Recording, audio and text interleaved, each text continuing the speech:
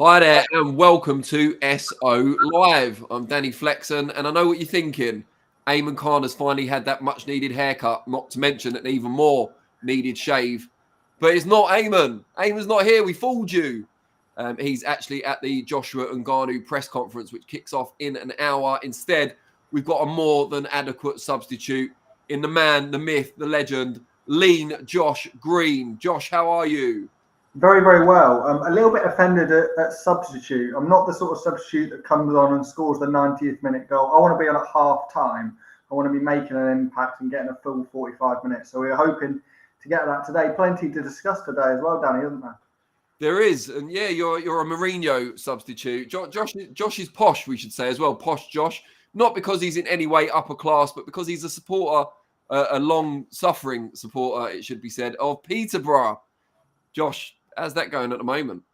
Well, long suffering might be a bit harsh. One point off top of League One, second in the table. So yeah, there's been a lot worse times to be a posh fan. I'm sure there'll be plenty of people in the chat who are long-suffering supporters of many different football clubs. There's too many to name at the moment. So, well, I'm sure there will be. We've got a lot of people in the chat at the moment, so maybe you should tell us who you support, unless it's someone we particularly don't like. I'm a Liverpool fan, so any toffees out there, best keep it to yourself. Please do give us a like, thumbs up, comment, subscribe if you haven't already. We thrive on this highly interactive show on your messages and questions, so keep them coming in. I know there was loads before we even went live, so keep that same energy now we're here. We're going to start off in a minute. I'm going to go through the chats that we've got over the last few minutes, but we're going to start off talking about Joshua against Ngannou because, as I say, the press conference is scheduled to start in London at Outernet near Charing Cross at 5 o'clock. We've got 3 people there, 4 seconds out. We expect them to announce the TV situation for Joshua Ngannou, perhaps some of the undercard fights as well. And, of course, the 2 men will come face-to-face for the very first time. But let's go to some of your chats before we get into it in depth. Charles says, how many of the top heavyweights would have done well against the reigning world champion in their first fight? Yeah, I mean, very few, I would imagine. Well, it wasn't his first fight, his first boxing match, first match contested under boxing rules, but he is a highly experienced combat sports athlete, of course. Joey Abel, probably not the real one, but we live in hope. Says, isn't Ngannou now the measuring stick to gauge yourself against the top of the division? This is as much a money grab as Fury fighting Francis. Completely agree with that. Shane Murray says John Fury fighting him next. I don't think anyone wants a piece of John Fury. Amika Akude says either way, Ngannou is going to be much richer than if he remained with Dana White. Very good point. There's been a big talking point for a long time now about the parity, or the lack of parity, between UFC athletes and the top boxers at the very highest levels of the sport in terms of their pay. But Ngannou switched over to our code, if you like, and he secured the bag, I think it's fair to say. Mungers Araka Legions, definitely mangled that name, says AJ will take Ngannou to school. Yeah, that just makes me think of those memes with Fury with his kids. One of them's AJ's head. Joey Abel says Flexen's better looking brother. I'm not sure how much of a compliment that is to lean Josh Green, but I'm sure he'll take it. And we've got a couple of people predicting an Ngannou win, which is nice to see. It gives sure it make Eddie Hearn happy that people will actually be watching to see how it all pans out. Whether that will be on DAZN or TNT, we should find out in about an hour's time. My best guess would be that it would be on TNT exclusively in the UK and on DAZN perhaps for the rest of the world or the US as well, perhaps. We'll have to wait and see. But Josh, when you first heard that Joshua was going to fight Ngannou, there were other names in the race to face Joshua. Apparently, Filip Hrgovic was a possibility. Zhilei Zhang, who may still appear on the undercard, was another. But you opted for Ngannou. What was your first impression when you heard? Definitely some surprise. I think he'd been one of the names that had been floated around, but there was no real confirmation either way. But yeah, definitely a lot of surprise there, just because I think Joshua had been set on getting that world title back for the third time, of course. Previously, Deontay Wilder was the name that was signed, sealed, and not quite delivered. But when they went for Ngannou, definitely a surprise in terms of Joshua's career and moving forward. What is he actually going to gain from fighting Ngannou apart from a big payday? And I'm sure we'll discuss that later. But yeah, just really, there were other names out there that I think could add his resume and sort of propel him into those positions ready for a world title. Of course, he's ready and waiting after beating Artur Beterbiev, but it's just interesting. People think that what's he actually going to get from fighting Ngannou? Yeah, it's an interesting one in that sense, and I'll talk about that in a minute. But we are about to put a poll up. Kept it very simple this week. Binary choice. We're not non-binary just yet here on SO Live. We haven't transitioned, but we have got a binary question for you. AJ versus Ngannou. Who wins? And if you want to say why, you can in the comments. But it's the simple: Joshua Ngannou. Pick your winner. Noxiri White says, "I love how Frank Warren has established himself as the top dog. Eddie Hearn is great, but Frank deserved his second win in the sport. Queensbury have done a fantastic 12 months. I think that's very clear that they are in the ascendancy at the moment, but how long that lasts and to what extent both Warren and Hearn are merely pawns in the great game of chess currently being played by Turkey Al Sheikh remains to be seen." Charles says this is going to be more competitive than we were all expecting, I think. Some are expecting Ngannou to win, Charles. Icy One says Fury doesn't have enough power to make Francis respect him. But does Joshua? That is the question. We will find out. Joey Abel says, is there too much lycra and rolling around on the floor for Saudi to entertain MMA? Saudi's made a home for WWE for the last few years. I think WWE signed a 10-year contract with the Saudi Entertainment Group, if that's what it's called. Probably not. So, yeah, I think they'd more than be happy to entertain MMA. The Thriller says, Joshua got power. Francis is the toughest to KO. Exciting fight. FC, will the boxing community give credit to Ngannou? I mean, FC's serious here because he's put most of this message in caps and allow themselves to admire if he repeats another sensational display, even if it is not understandable how. I'm sure we will give him credit. I think a lot of the boxing community gave him credit for the fight against Fury. But the danger is, if you give Ngannou too much credit, then it kind of excuses Fury for any issues in preparation or underestimating Ngannou. So you've got to try and be balanced. Joey Abel again. Will Dev Sarni be involved again? If so, will AJ have in contract again that only Eddie can ask him questions? Well, we'll find out. Is Dev hosting the press conference? That'll be the first test. Richie Elgar says, this is the best matchup possible, and boxing fans can't stomach saying that because they never give Francis any credit. Wait till Francis KOs Joshua, then what are you all going to have no choice but to respect him? I already respect him. You know, MMA is one of the toughest sports in the world, and he's proven to be the top heavyweight in that sport. Then he's transferred codes in his first boxing match. He's given Tyson Fury all he can handle. He's got my respect, and I'm sure the respect of many, many boxing fans out there, many of whom are probably in this chat. Ainsley Shan says, people are just going off the Fury fight. Fury didn't train and still won. I mean, we should note that Fury's given no excuses about that fight. He insists he did train and that he was, trying his best. He was 100%. So whether he's telling the truth or not, we're all just making assumptions. Fury, to his credit, has made no excuses. And I guess we'll see when Fury fights Joshua. That's a bit of wishful thinking. When Fury fights Usyk on February the 17th, perhaps then we'll see just how much Fury trained for Ngannou. Noxiri White says, hugely impressed with Ngannou in the Stipe rematch, but I just think he's going to get sunned in this one. Oh, sunned, does it? Yeah, I get it. I'm not down with the kids, but I get it. We shall see. But yeah, Josh, do you think that it's an advantage for Joshua that he's not going in blind in the same way Fury was? Fury had never seen Ngannou in a boxing match. Footage of him sparring was quite old and not necessarily reliable.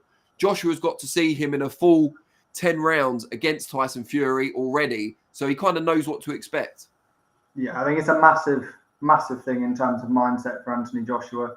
Tyson Fury going into that fight, I think you can't really dress it up. He did take him lightly to some extent. Whatever that extent, people will make assumptions, as you say, about the training that he did and how ready he was physically and mentally for that fight. But it's going to be very different, I think, for Anthony Joshua. He's seen what Francis Ngannou is capable of in a boxing ring against, in many people's opinions, the best in the world as well.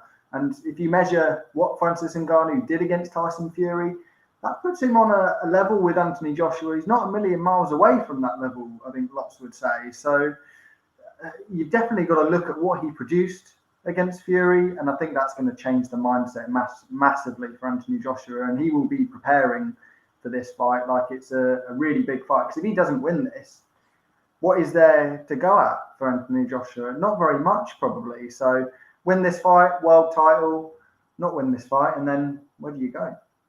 Well, I assume, and we should find this out today, hopefully, because we asked Frank Warren, he refused to answer ahead of the press conference, but we assume there's a rematch clause.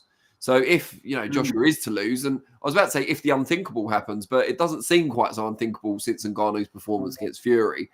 If he does manage to pull it off against AJ, then I assume there would be a rematch.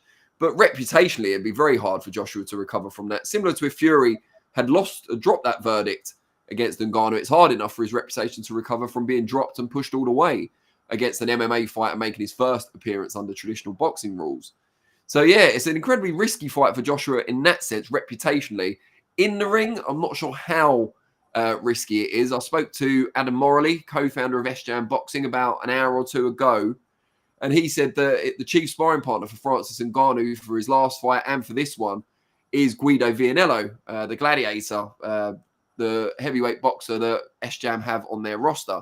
And he said Guido told him that it's actually quite a tough fight for Joshua and that Ngannou hits effing hard, expletive deleted hard.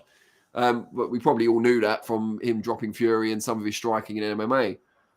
But yes, I don't think it can be completely discounted. But I just think from a technical boxing perspective, assuming Joshua has taken the fight seriously and his team around him won't let him do otherwise, I think with Ben Davison and the rest of his team there, Barry Smith and Lee Wiley and so on, I think they'll have it instilled into Joshua that he needs to be on his guard. He needs to be aware of the threat that Ngannou poses.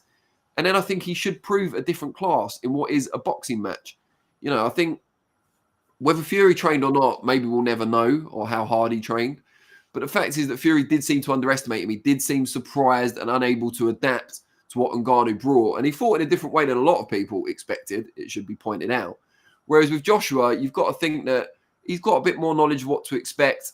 And he's been around, he had a longer amateur career than Fury did. He's been a professional for a long time now. He's faced pretty much every different style, not just kind of orthodox and southpaw, but he's faced, movers, aggressive fighters, box punches. He's had a bit of everything with varying degrees of success, although for the majority, he has beaten clearly. So I would make Joshua a heavy favourite going into this. But it'll be interesting to see, I'm assuming there's already odds out, but it'll be interesting to see how the bookmakers have it. Josh, you tempted into a flutter?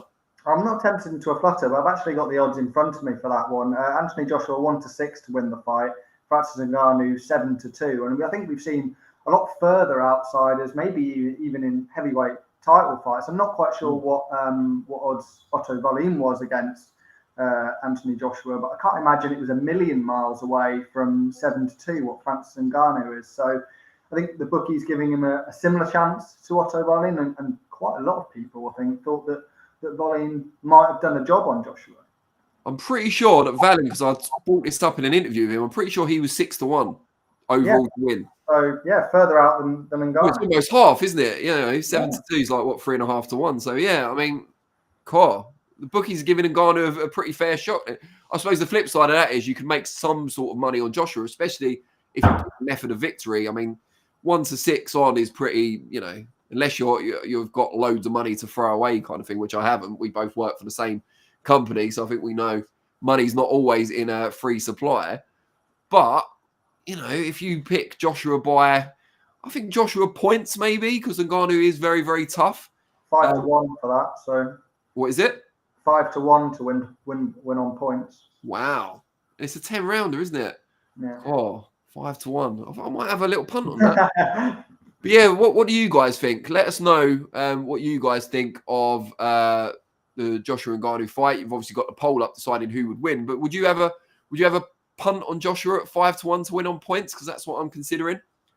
Noxiri White says both can find real success up close in the clinches too. It's going to be interesting to see who can show their dominance early.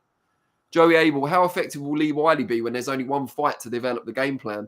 I imagine Wiley will be able to look at some of the MMA history of Ngannou as well, because there'll be certain things to do with how he closes the distance, how he defends, that are connected, that have some transferable information for the striking game only.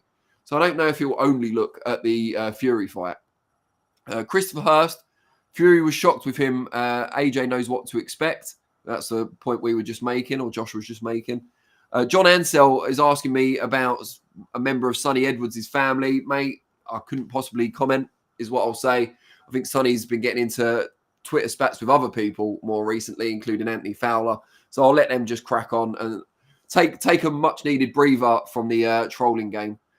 Richie Elgar says, respect to AJ for taking the fight. I think AJ is great, but his chin's going to get clipped. No way AJ goes 10 rounds without getting chinned. Francis has a chin of granite, never been dropped. Christopher Hurst, 10-rounder, it's not real, just about the money. Surely AJ winning on points then's even more likely if that was the case. Austin Adarak TV says, Joshua, nothing to lose. All or nothing makes him very dangerous. Oh, all or nothing makes him very dangerous. I thought it said AI or nothing. I was going to say, what's AI got to do with this? I know it's a hot button topic. Mally LUFC Robinson says, remember this, AJ knocks him out round 6. I will remember it. I might not remember you said it, because I think a lot of people might predict the same sort of thing, but I will try and remember it. Let's just have a quick look at how the poll is going. Joshua currently as the winner, 65%. It kind of still surprises me in what is a hardcore boxing audience, I think, on this SO Live, that Francis Ngannou is getting 35% of the vote to beat Joshua. It's a whole new world indeed. Noxiri White asked me if I'm going out to Saudi. No, I am not. Radio Rahim will be flying out alongside Frank Trevitt, I believe. Or actually, no, I think Frank might be giving this one a miss. It depends on the date. We're waiting to hear the date confirmed. But if it's on March the 8th, as has been rumoured, then I think Frank might be missing this one. And Eamon Khan, with his fresh shaven, looking like Josh Green face, might be going out instead. Before we move on to our next subject, Josh, just before we move on, what's your prediction for the fight? I think it's hard to look past Joshua. I mean, you talk about the experience and the sort of the ring craft inside that ring, and you can't really compare the two. Anthony Joshua, as you say, extensive amateur career. He's done everything there is to do in the professional scene as well. And Francis Ngannou's only got one fight under his belt. And although he looked very impressive against Tyson Fury, it was a loss. And he's 0-1. So you just compare the experience that the two have got, and you'd have to pump for an Anthony Joshua in terms of his method of victory. I wouldn't be wholly surprised if it went the distance. I mean, you mentioned the chin that Francis Ngannou's got. He can take a punch, and yeah, we just know that he's a very, very tough man. So wouldn't surprise me if it went to points. It's a difficult one to pick for sure. Joey Abel says, is this similar to a table tennis player playing Djokovic in a match that's taken seriously and everyone's being paid millions? I get the analogy, but I don't think there's as much crossover between table tennis and real tennis, or full tennis, whatever you want to call it, as there is between MMA and boxing, because they are both full force combat sports. I'd say maybe, going from being a doubles specialist to playing a top singles player might be more accurate. Nick Owen says, yeah, being UFC champ doesn't matter, I guess.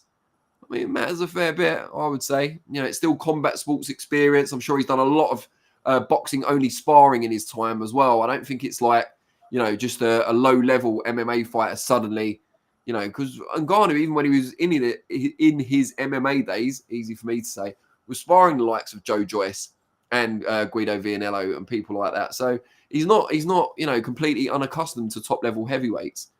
Christopher Hurst agrees with me, says AJ on points. Christopher, all I can say is do what I'm going to do and bet on it. 5-1. Those odds are too good to be turn your nose up at. And also, they probably won't be around for much longer. I imagine those odds will go down. So we're going to move on now because we've looked ahead, albeit only by about an hour. And that press conference starts in about 40 minutes. And we'll have you out of here by then, I promise. And we're going to look back on the weekend's action, particularly Artur Beterbiev putting in yet another ferocious display to retain his unified light heavyweight world titles, beating Callum Smith, who many people gave a real good chance heading into the fight. There was obviously controversy in the build-up, and I'm sure we'll cover that. But on the night itself, Beterbiev just proved a different class. It was a relatively one-sided affair. Josh, what's your reflections on the fight? Yeah, one-sided, as you say, towards Beterbiev. I mean, lots of people questioned him coming in. Age-wise, he's getting on a bit, but he's still performing at that top level, and he didn't look a different fighter to what we've seen over the past 3 or 4 years. He looked an absolutely world-class light heavyweight, and he looks quite a few steps ahead, really, of Callum Smith, and I don't think there's anybody in that division that can really stop him. Dmitry Bivol is right on that level, and that is the fight that everybody wants to see. Of course it is. I don't think there's anybody apart from Bivol that's going to be able to step up to Beterbiev. Far too good for Callum Smith on the night. Yeah, so we'll talk about the possibilities for Beterbiev's future momentarily, but I set an alarm to get up because I'm old now. I've been old for a while, truth be told, and I can't stay up till 4 o'clock in the morning anymore, not without copious amounts of drugs or alcohol or both. So I set an alarm. I got up at 4:30 because I agreed somewhat foolishly to do an interview immediately following the Beterbiev-Smith fight with Tunde Ajay, the trainer and manager, of course, of Anthony Yard. So I thought it made sense to get up early enough to watch the fight as well. So I'd have something to talk about. And I missed the first 2 rounds. And so when I switched on Sky Sports' coverage, they were saying that, you know, it's relatively even opening couple of rounds. Callum Smith had won the second, in their opinion. And I thought, oh, you know, they're obviously feeling each other out. And then Beterbiev came out of round 3 and just put a beat down on Callum Smith, a beat down that didn't stop until the referee stepped in a few rounds later. And the even kind of competitive matchup I'd been led to believe didn't really play out that way. I mean, I fancied Beterbiev to win the fight. Easy to say now. Hopefully I said it on camera beforehand. But I did think Callum would give him some trouble. I thought he'd respect Callum Smith's power a lot more than he did.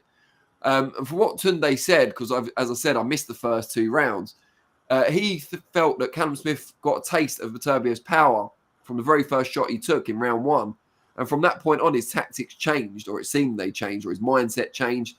And he immediately went onto the back foot. And certainly from the rounds I saw, from round 3 onwards, he was predominantly on the back foot. And he threw plenty of punches, but you're not really getting full leverage on him when you're leaning back, avoiding shots at the same time and under pressure. You know, Beterbiev, I thought, showed his technical skills are right up there with his punch power and his ferocity and his work rate, because they're the things that he usually gets credit for. But I thought his footwork was excellent. I thought his jab at creating openings and closing the distance with the jab as well was superb. And I just thought Smith didn't really have the answers. He was throwing those big kind of Hail Mary shots from quite early in the fight, those big looping left hooks, the right uppercut on the inside, just because he was being forced to. Beterbiev was forcing him to fight at a pace that Smith probably didn't intend on producing until later on in the fight. A lot of people now say, well, Smith should have gone on the front foot, pushed Beterbiev back. He's a different fighter when you push him back. I don't disagree with that notion, but I think it is much easier said than done.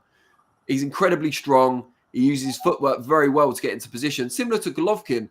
The only difference is Gennady Golovkin in his prime at middleweight looked like quite a slim, unthreatening, certainly out of the ring figure, whereas Beterbiev looks like a monster both inside and outside the ring. Sorry, Artur, don't come after me. But, you know, in that ring, to keep him off is incredibly difficult. Never mind actually try and win the fight.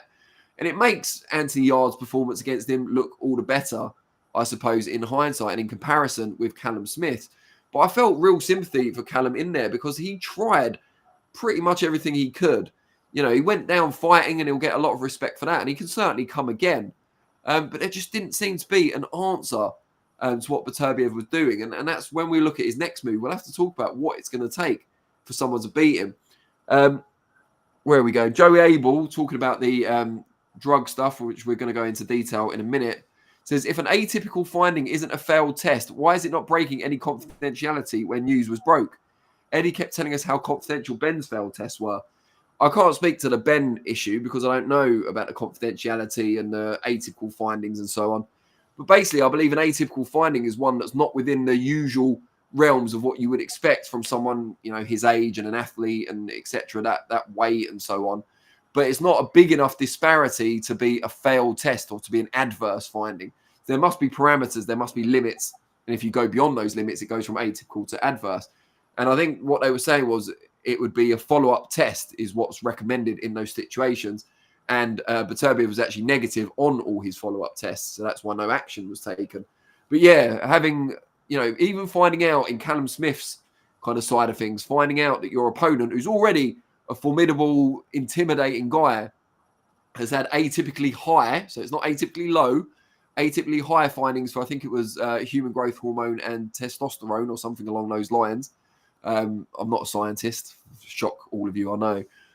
But knowing that, going into the ring against someone who's already quite a scary proposition, that kind of helped Callum Smith's mindset.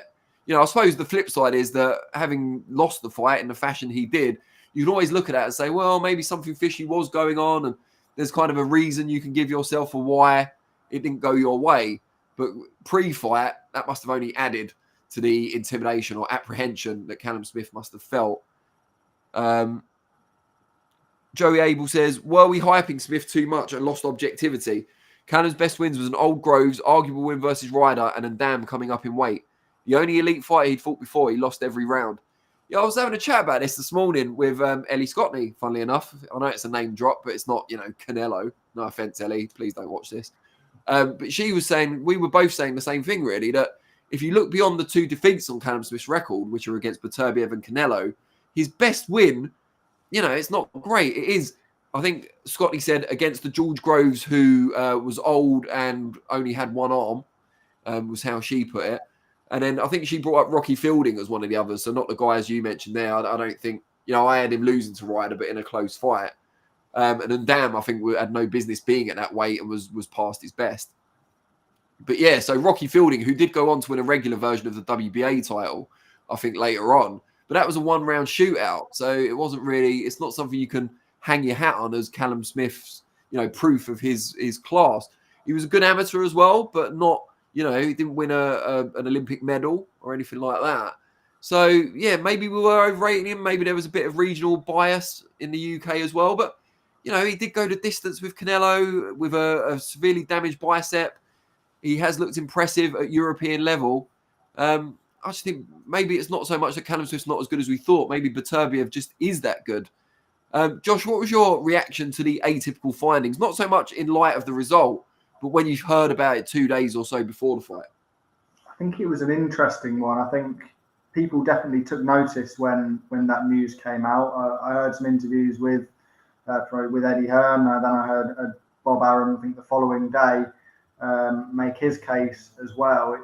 It's something that you definitely have to take into consideration. And does it change the mindset of Callum Smith? He's obviously got the biggest fight, or one of the biggest fights of his career to prepare for. And when you bring things like that into it, is it just an extra layer of doubt, an extra layer of confusion maybe going into that first round? You've got just a few more things to think about. Did that have any effect on the fight at all? But obviously you mentioned that Beterbiev has had follow-up tests and they've come back fine. So from my point of view, I don't think there will be anything to it, but definitely with that being in the lead up to such an important fight for Callum Smith, it could have possibly played a part, but Beterbiev was the better man on the night, so there's no doubt there. Yeah, no doubt about that at all. And John Ansell says, name one world-class performance by any of the Smith brothers, which isn't very nice. What about Bone Crusher? He wasn't bad. Ken Igbo says, now we all know that Wilder is the one ducking AJ because AJ can fight anyone. Francis reminds me of Ike Ibiabuchi, who beat David Tua. AJ by decision, Francis by knockout. Can't have both. You got to pick one or the other. Or at least when you go to the bookmakers. Actually, no, I suppose you could bet on both, couldn't you? Joey Abel again. Eddie complaining about lack of transparency, but was happy for Rivas having no idea until after he lost. Referring, of course, to the hearing that Dillian Whyte went through after his adverse findings. He went to a hearing on the morning of the fight. But yeah, Oscar Rivas and his team were not informed until after the fight. That is a fair comment, I think, there from Joey Abel. But yeah, so now we look to the future. And before we talk about Beterbiev's future, we've got to look at Callum Smith, because he has now fought arguably the two best fighters in their respective weight classes as he's moved through from 168 to 175 and come up short both times. Already a world champion, presumably earned a fair bit of money in his career as well. Eddie Hearn suggested immediately after the fight he might consider retirement. Not Eddie, Callum Smith perhaps could consider retirement. he could wait, because I was talking about this with Scotty as well this morning.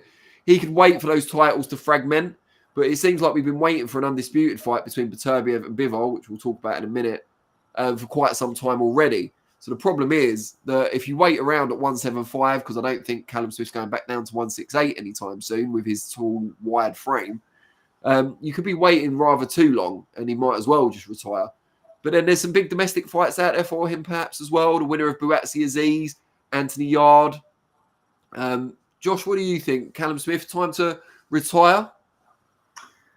Yeah, you mentioned the names we've got here in the UK. It's arguably one of the best divisions in the United Kingdom, the light heavyweight division. Anthony Yard's definitely got a big fight on the horizon. We saw he had put up a great effort in hindsight, really, against Artur Beterbiev, probably better than what we saw from Callum Smith the other night. So that's a possible matchup, and I think would be really intriguing for the fans out there. I'm not sure quite who I'd pick in that one. I'd probably edge towards Anthony Yard, but it's definitely an interesting fight. And then the outcome of that Aziz Buatsi match, which is another one which I struggle to sort of make a pick on. So there's really four names there in the UK that are all sort of a fairly similar level, that fringe world, top European level. And if they were to fight each other, there's some fantastic fights that you could see out of that. And maybe if one of them was to emerge out of that, we could see them up against one of the big boys, whether that be Beterbiev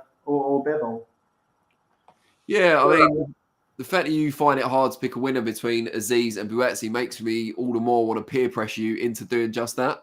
But we'll let you off the hook this time. I'm picking Aziz. No one asked, but yeah, I am. I think the momentum is with him at the moment, and Buatsi has had a stop-start career, and I think maybe they've left it too long now for him to be successful at the very top level. I think this could be a banana skin for him, but we shall see. Frank Warren's picking Aziz, so I'm in good company, although I have yet still to have entered Frank's box, as we talked about in our last interview. So I'm obviously devastated by that continued snub from the Hall of Fame promoter.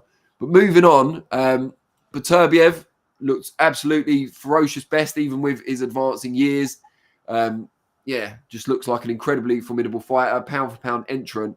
And it's just made the win over Callum Smith has just made everyone even more excited for the potential light heavyweight undisputed title fight with Dimitri Bivol, who's got the WBA title, of course. Apparently, from what we're reading, it's a fight that really appeals to Turki Al-Sheikh. Out in Riyadh for Riyadh season. He's been wanting it for some time. It's one of the reasons why he had Bivol defend his title against Lyndon Arthur on the last show. According to Bivol, he signed his half of the contract to face Beterbiev. And now we wait to see what Beterbiev, who is signed to Top Rank, wait to see what he does. But presumably he wants to fight too. I know there has been the hold-up for ages because the WBC didn't consider... they wouldn't allow Russian fighters to compete for their belts. And they consider Bivol Russian while considering Beterbiev, who is also Russian, as a Canadian because of where he is based and where he trains. So I'm not sure if there's a way around that, although with the money and prestige on offer from the team in Riyadh, you've got to imagine that even the WBC, especially the WBC, its critics would say, will bend to that pressure and make it an undisputed title fight. And then we just need Beterbiev to agree, which I'm sure he will. Doesn't seem like the sort of person who hides from a challenge. And then it comes down to who you think is going to win the fight. And I've all the way through for the last 2 years, I thought Bivol has got Beterbiev's number. He's got the right style to defeat him. And after watching Beterbiev and how easily, how ruthlessly he dispatched Callum Smith, I'm starting to waver a little bit. I think if I have to pick, I'm still going Bivol, but I'm not quite so sure. Joey Abel, again, says Callum should fight domestically. I think he robbed fans of those British fights, opting to play the ranking game. I don't think he's loved by British public, and that's the main reason. I mean, he did fight Fielding. That was quite a big fight at the time. BBBBNBBN. There's lots of B's and N's, basically. It's not boxing news, though. I have a feeling Bivol outboxes Beterbiev and wins a unanimous decision. Antonio Montana's done this thing about kitchens. But yeah, kitchen might be... so he's talking about vlogging from a kitchen. Oh, Josh is in the kitchen, is he? Although aesthetically, a kitchen might be a reliable choice to vlog from, acoustically, it's probably the worst choice, especially if it's not sound treated, which almost no kitchens are. Josh, is your kitchen not sound treated? Well, it's sort of kitchen living room, so it's a 2-in-1 vibe. So maybe one side of the room in the living room it is soundproof, and maybe the other side in the kitchen it isn't. So I'll pick the other side of the room next time. So what you're saying is, next time you do this, if we invite you back, you're going to have to go from the west wing rather than the east wing of your mansion, your sprawling mansion. Yeah, the northwest wing actually, I think you'll find. So. Okay, yeah. Bivol fought John Ansell. Bivol got a fight at perfect 12 rounds. Beterbiev only got to catch him once clean. Not sure that is true. We saw Beterbiev land a number of clean shots on Callum Smith, and he broke him down gradually and mercilessly. But I don't think it was necessarily a one-punch finish, was it? So I'm not sure that's the case. Owen says, I've been given strict instructions to go to Snodland, Danny. Worth visiting. Definitely not, no. I returned to Snodland on Saturday for my great niece's first birthday party. Yeah, that's right. I'm a great uncle at the tender age of 25. I can't believe it. But yeah, so no, not much to recommend it really, especially now I no longer live there. Come to Rochester instead. I mean, I'm not inviting you to my home, God no, but it's a much better place. We've got a castle, got a cathedral, really buzzing high street. Yeah, I wouldn't bother with Snodland at all. But if you have to go, you have to go. What can I say? Just keep your head down. Don't bother any of the other residents. And yeah, see how you get on. Owen, Bivol Beterbiev won't happen until November, December latest. Can't happen in the summer. Olakan Olamide Johnson says we can't compare AJ with Ngannou. It's a shame because it was the whole point of this episode. The alphabet title should be careful as they could be at risk of making themselves irrelevant overnight with the Saudi interest, says Antonio Montana. That's the point that Frank Warren made when I interviewed him last week, predominantly regarding Fury Usyk, and if they have a rematch, would the IBF title be stripped from the winner? Simon Brandy says Beterbiev stops Bivol, in my opinion. Then he should move up to Cruz to fight Opataya. That would be fire. Opataya, fire. I see what you did there, Simon. Even though you used an emoji for fire instead of the actual word, I see you. The Godfather of Boxing says, when is the press conference for Joshua and Ngannou? Funny you should ask that, Godfather. It's taking place in 20 minutes. So we decided to make ourselves earlier by an hour this week to give you guys something to do in the meantime. It was, you might say, Godfather, an offer you can't refuse. Just when you thought you were out, we dragged you back in. Cloud Strife says this one is too close to call. The coach says, ain't nobody knocking out Bivol, dog. Stop it. Okay, dog. The Godfather of Boxing, 25 plus 10 years. Joey Abel, Beterbiev indicated Bivol has been in position to make the fight for years and hasn't done it. Is he trying to age him out? I mean, it's hard to say, isn't it? Bivol fought Canelo, which at the time seemed like a really bold move. But then when you consider Canelo's a natural super middleweight, or, or he's grown into a super middleweight, and Bivol's a light heavyweight, and he's probably saw flaws in Canelo's game, maybe it was more of a calculated risk. Maybe Beterbiev was just a flat-out risk. But I still kind of fancy Bivol to come out on top. I just feel like he can master distance and tactics. He's astute. He's got a really good work rate in his own right. And I think he hits a little bit harder than people think. But it's a mouth-watering fight. Josh, who would your money be on in that one? I've been the king of sitting on the fence today, but I think I'm going to have to give you a prediction this time. Really impressed with Artur Beterbiev at the weekend, and from what I was the same as you actually. I mean, the last year or two, I've very much leaned towards the Bivol camp, but from what I saw on Saturday night, so impressed with Artur Beterbiev, and I think the standard of opposition may have been questioned in Callum Smith, but he's a top-level fighter, and Anthony Yard is as well. And I think if he steps to Dimitri Bivol, I think that will be a fantastic fight. And I will edge towards Beterbiev, I think, now. It's real 60-40, 55-45, but I think if I was forced to pick, which is exactly what you're doing. That's what's happening, yeah. I'll go with Beterbiev. Ooh, you've split the new SO Live Dream Team already. Wow. The Godfather of Boxing says, good man, love your channel. Thanks, mate. We love it too. Neil Page says, Bivol is the best defensive fighter in the world for me. Interesting one. Best defensive fighter in the world. I don't know. I've never really thought of Bivol as a defensive fighter. I thought of him as kind of a methodical, strategic fighter. Not really defensive per se. I'm not sure who I'd consider the best defensive fighter in the world. Shakur Stevenson's got a very good defense. So that might be quite underrated. Who else is out there? I'm just trying to think of the current kind of crop. I'll have to think about that and get back to you. I thought Errol Spence had a really good defense until he came up against Terence Crawford. Let me try and get this right. Adialua for Token, at least I tried, says Bivol is just too good with combinations and I'm afraid Beterbiev may not be able to deal with it. Robert Brown says AJ is not knocking out Francis. Stop it. Well, yeah, if they stop it, he won't have to knock him out, will he? But Neil Page says Bivol never gets hit. Simon Brandy says Usyk, presumably saying Usyk is the best defensive fighter in boxing. That's a very good shout as well. But yeah, so we've looked back on Saturday's fight, and now it's time to look ahead, but not just to 20 minutes' time when the Joshua Ngannou press conference kicks off, although we will come back to Joshua Ngannou before we let you guys go because we'll have the poll results at the end of the show. But we're going to look ahead to this weekend. Big show, not the big show, the wrestler, but a big show in Liverpool with Natasha Jonas taking on Mikaela Mayer. Really interesting fight for women's boxing. Not one that I was expecting before their last fights, but Natasha Jonas goes up and down the weight. You could almost predict that she's going to fight anyone in the female side of the sport, and you'd have a fair shot at getting it right. Jonas against Mayer. Mayer, a former world champion, down at super featherweight. Natasha Jonas fighting up at welter now, despite, probably her best weight being lightweight. So this is kind of two lightweights, I guess. Mayer fought at lightweight not too long ago as well. Fighting up at welter, you can ask who the extra poundage will favour. I think it's more who's the more complete fighter at this stage of their careers. Mayer younger, fresher. Natasha Jonas looking in great form recently. Josh, what do you make of this one?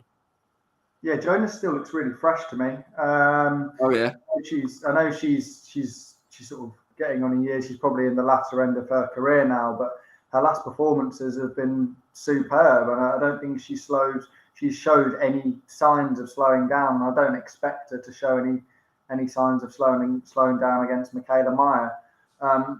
It's interesting. I was at the launch press conference. I think it was early December, and there's so much respect between those two girls, and I don't think that will play into proceedings at all. But I do expect it to be an excellent fight. Both very good technically, both very gritty individuals, and very accomplished in amateur and professional, in the amateur and professional code. So I expect it to be an excellent fight, and I think it could really produce. I think there's a lot to expect on Saturday night. There's a couple of super middleweight crackers on the undercard. We were talking about the super middleweight division earlier with Callum Smith, obviously used to be in that division, and John Ryder's fighting soon out in the States against Jamie Munguia as well. But yeah, we've got Jack Cullen against Zach Chelli for the British and Commonwealth titles at super middleweight. Zach Chelli's a bit fortunate to get this shot. It's a rematch with Jack Cullen. They clashed a few years ago in Eddie's back garden during the pandemic, and it was a draw that no one really seemed to be happy with. The fight itself was good, but no one seemed to be happy that it was ruled a draw. And now coming off just 2 fights removed from a defeat against Mark Jeffers, and quite a clear defeat as well, Zach Chelli gets a shot at British and Commonwealth titles before Mark Jeffers does. But Cullen obviously won those titles from Mark Heffron, and it's a rematch that's easily sellable. Chelli's made some changes to his camp since losing to Jeffers. He's had one kind of tick-over fight since. Now, Barry O'Connell, who's always been in the corner, working with him on strength and conditioning and so on, is now the main man. As Zach's father, who was training him previously, Zach Chelli Sr., has gone back to his native land of Tunisia to sort out some business that he's got over there. So it's how much Zach Chelli, who had loads of potential early on, used to train at an amateur club that I used to do a little bit of what you could consider training in, the Times in King's Cross. He's had so much potential turning over, was a very decent junior amateur, didn't have much of a senior career, but has kind of fallen by the wayside. He's gone in some tough fights. He's won some, he's lost some, but still quite young, full-time pro now. Obviously, previously was a student for a while as well, balancing alongside his pro career. Going up against Jack Cullen, who has never looked in better form, looked imperious against Mark Heffron, tall, rangy, awkward, And then you've got Zach Chelly, compact, aggressive, packs a bit of a dig, probably more than his record suggests. So I'm looking forward to that. And then you've got the aforementioned Mark Jeffers, who gets another chance to strut his stuff for the Sky Sports cameras. He's going up against Jermaine Brown, who's based in that boxing booth gym with Adam Martin. And he's a talented fighter in his own right. So that might be, that might even steal the show. So I'm looking forward to that. And then you've got what did they call it? The wild card fight. Is that what it's called? That Boxer had a fight in that you're not really expecting. And this one is Aaron McKenna, the silencer, Stevie McKenna's brother, signed to Golden Boy as well. Really exciting fighter to watch, looking to make waves in that middleweight division. He's going against Linus Adofia, former English champion, British title challenger on a couple of occasions. That's really intriguing as well. So a good card, a deep card, domestically, certainly. And then Jonas Mayer at the top. Josh, what stands out for you on that card? Yeah, Udofia against McKenna's a really good fight. I think McKenna is one that sort of, I think you've been waiting for him to have that real standout performance on these shores for quite some time now. The name's been floating around for a number of years, whether that's him and his brother. For a number of years, their name's been mentioned and sort of at times put together with some real top names, but they've just not had that standout performance where you go, yes, they're ready to move on to a top level now. Maybe it could be Saturday night. Linus Udofia is a name over here. You say he's held the English title before, and I think it would be a real standout performance. I'm not quite sure who the favourite actually is in that fight, but if McKenna was to come through that, I think there's a possibility that he could start moving on quite quickly, and I think that's something we've probably been waiting for a little while. I imagine McKenna's the favourite with the bookies if they are offering odds on that fight because he's unbeaten, he's been hyped up, and Adofia has lost a couple of times because he's been in with tougher opposition so far than McKenna. But, that's kind of how it works, isn't it? It's all about perception. But yeah, I'm looking forward to it. And it's a nice way to kind of end a week in which Fury and Ngannou in 12 minutes time should be formally announced to a baying media horde in London. Glad I'm not there in one sense and a bit jealous in another. But before we do let you go, we started off talking about Joshua and Ngannou. We've now got the results of our poll. We kept it very simple. Joshua versus Ngannou. Who wins? Joshua 65%. Ngannou 34%. Not sure what happened quite to the other 1%. Must have spoiled their ballot papers. But yeah, 34% of, you've got to say boxing fans, if they're on this channel watching this live, actually feel, and we've had nearly 600 votes as well, so it's quite a sizable representative sample. 34% of those 579, I don't know what that is off the top of my head, maybe about 250. No, a bit less than that. 225, let's say. I'll work it out later and be disappointed in myself. Not for the first time. But yeah, so around over 200 people think Francis Ngannou, 200 boxing fans think Francis Ngannou is going to beat Anthony Joshua, who for most people is in the top 3 heavyweights in the world. I mean, that kind of blows my mind. Josh, are you surprised? Yeah, very surprised we've got that many people. You mentioned, obviously, it's a hardcore boxing sort of viewership that is tuned into this. So, yeah, very surprised. We've had sort of, I was expecting maybe 15, 20% at a push to be picking Ngannou, for it to be higher than that. Really surprised. So, yeah, maybe he's got more than a chance than we're giving him. Maybe. Thomas says Ngannou for the win will be the greatest sporting story ever. I love AJ as well, so either way, I'm actually happy, to be honest. So, guys, really appreciate you watching. If you haven't already, please hit the thumbs up. If you're not already a subscriber to Seconds Out, we're going to have loads of content in, minutes, hours from now from the AJ Ngannou press conference and for the rest of the week. Josh went to see a lot of the GB amateurs vying for a place at Paris 2024 last week. So that stuff's still being rolled out as well.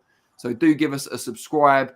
If you're watching this on playback, you obviously can't contribute to the live chat, but please do leave your comments because we do go, or I do go and have a look back at them over the next few days, and I will be responding to them. So yeah, please do leave your comments. And Josh, you obviously haven't done this before, but as is customary, I always give my co-host of SO Live the concluding comments. So Lean Josh Green, it's over to you. Concluding comments. Well, yeah, we'll have plenty of content coming out for the next couple of hours from the press conference. So I'm sure there'll be plenty to keep an eye on, and I'm sure we'll be back next week to discuss whatever happens this evening. Great stuff. Thanks, everyone.